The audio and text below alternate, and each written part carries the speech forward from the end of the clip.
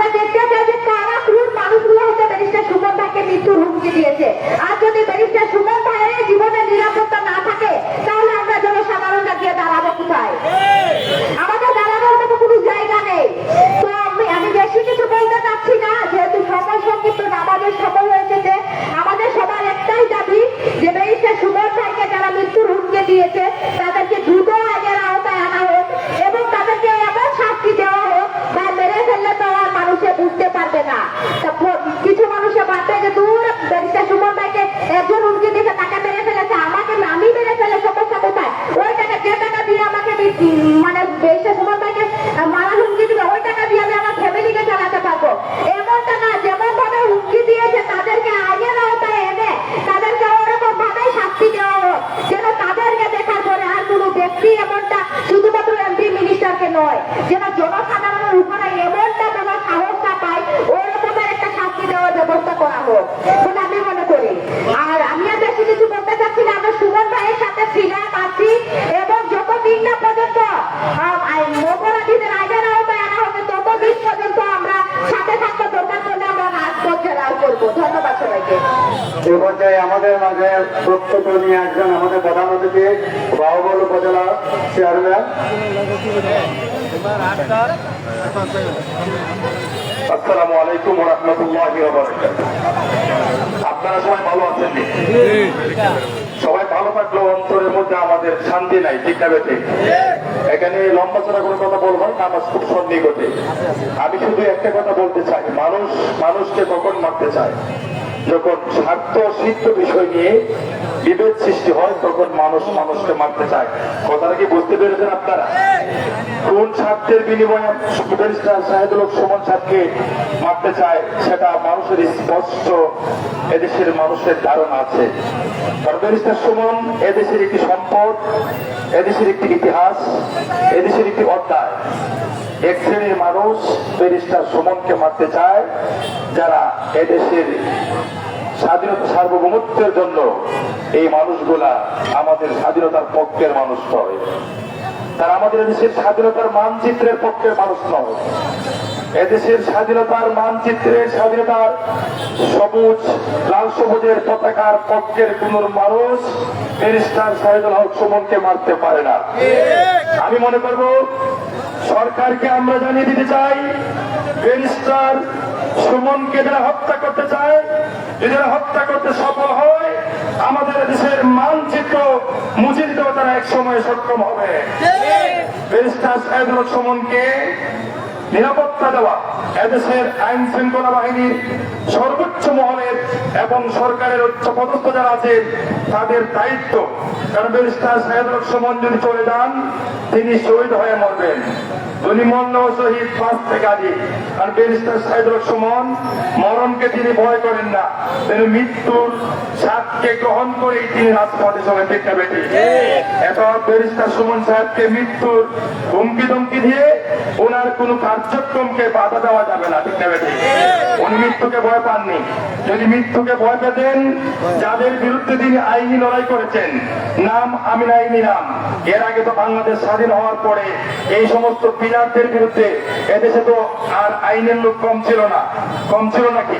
ব্যারিস্টারের কম আছে?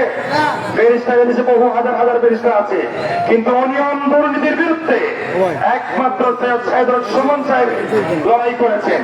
এজন্য আমি মনে করব ব্যারিস্টার শাহিদুল হক সুমনের দায়িত্ব নেওয়ার একমাত্র দায়িত্ব কর্তব্য প্রধানমন্ত্রী শেখ হাসিনা এটার পদক্ষেপ সর্বোত্তম সময়ের সংকীর্ণ সময়ে আগামী কিছুদিনের মধ্যেই তিনি পড়াশোনার মাধ্যমে এদেশের সরকারের স্যাটেলাইট ব্যবস্থাপনা, মোবাইল ট্র্যাকিং এর ব্যবস্থাপনা অনেক উচ্চাঙ্গ মানের আমদানি, কোন জায়গা থেকে অস্ত্রপাতি আনা হয়েছে সেটা আমরা নাম নাই বললাম, আমরা জানি। এদেশের ওনাদের বিভিন্ন দাবি আদায়ের জন্য ওনারা কিভাবে ট্র্যাকিং পদ্ধতি করেন, কি ব্যবস্থাপনা করেন আমাদের জানা আছে।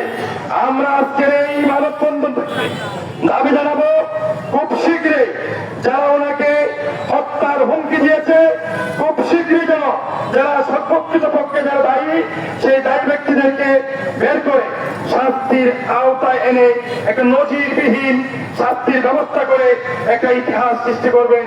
পরবর্তীতে যেন কোনো সৎ মানুষকে, ভালো মানুষকে এ ধরনের হত্যা, হুমকি এবং মারার জন্য কোন কিলার বাহিনী প্রস্তুতি গ্রহণ করে না। এই আহ্বান জানিয়ে প্রশাসনের কাছে, সরকারের কাছে এগুলো আহ্বান জানিয়ে আমি এই কথা বলতে চাই। বিশেষ করে আমি একটা জিনিস বলতে চাই, ব্যারিস্টার সাইদুল হক সুমন এর মাধ্যমে কি হয়, তিনি তো যা হয় সবকিছু প্রকাশ করে দেন, এতে কিন্তু অনেকের কাজ দেওয়া হচ্ছে। ইনি কি পাচ্ছেন, কি কোথায় দিচ্ছেন, অনেকের সেখান থেকে কাটিং চিটিং করতে সমস্যা হচ্ছে, ঠিক না বেঠে? কি সরকারের বাজেট হচ্ছে, উনি কতগুলো টাকা পাচ্ছেন, সব তিনি মানুষের দরবারে প্রকাশ করে দিচ্ছেন।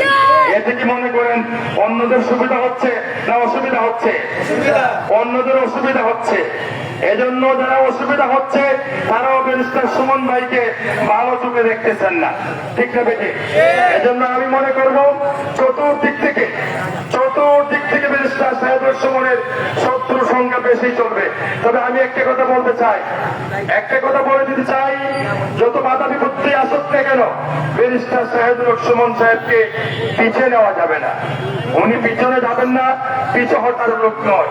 তিনি মৃত্যুকে সামনে নিয়ে এই বাংলাদেশের যুবকদেরকে নিয়ে, মানুষদেরকে নিয়ে একটি ইতিহাস সৃষ্টি হয়ে গেছে, আর সামনে আরো ইতিহাস সৃষ্টি হবে। এজন্য এদেশের কি কুটুম্বী মহল চাচ্ছে ওনাকে যদি হত্যা করা যায়, ওনাকে যদি মারা যায়, নির্মূল করে দেওয়া যায়, তাহলে সত্যিতে ওরা ভাগ বাটোয়ারার কিছু ব্যাপার স্যাপার আছে, তারা ভাগ বাটোয়ারা খেতে পারবে। এজন্য ওই শ্রেণীর মানুষ, ওই মহলের মানুষই বেশি তার বিরোধিতা করতেছে। এজন্য আজকের এই সভায় যারা আসছেন, ফুটবল একাডেমি সহ যারা আয়োজন করছেন, সবাইকে ধন্যবাদ জানিয়ে আপনাদের দীর্ঘায়ু সুস্থতা কামনা করে এখানে বিদায় নিচ্ছি। ভালো থাকেন। আসসালামু আলাইকুম ওয়া রাহমাতুল্লাহি ওয়া বারাকাতুহু। ধন্যবাদ। এই পর্যায়ে সমাপনী বক্তব্য দিবেন সোনারগাঁ পৌর আওয়ামী লীগের সাংগঠনিক সম্পাদক এবং ব্যারিস্টার সুমন ফুটবল একাডেমির চেয়ারম্যান জনাব সোহাগ রহমান। আপনারা যারা আজকে এত কষ্ট করে মানববন্ধন সফল করেছেন, আপনার সবাইকে ব্যারিস্টার সুমন ফুটবল একাডেমির পক্ষ থেকে অভিনন্দন ও শুভেচ্ছা জানাই। পাশাপাশি আজকে এই সভা সমাপ্তি ঘোষণা করা হলো।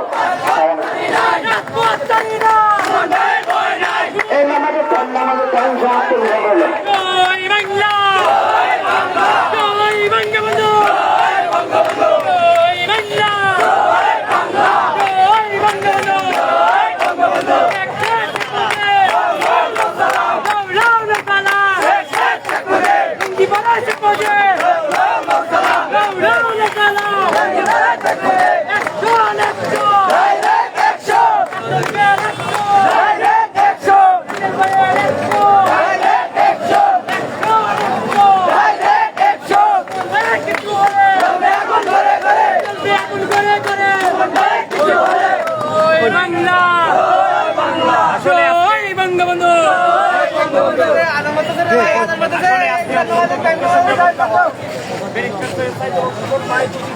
প্রায় 10 থেকে 12 দিন হয়ে গেছে, এর মধ্যেও এখনো প্রশাসন কোনো ব্যবস্থা নিতে পারে নাই।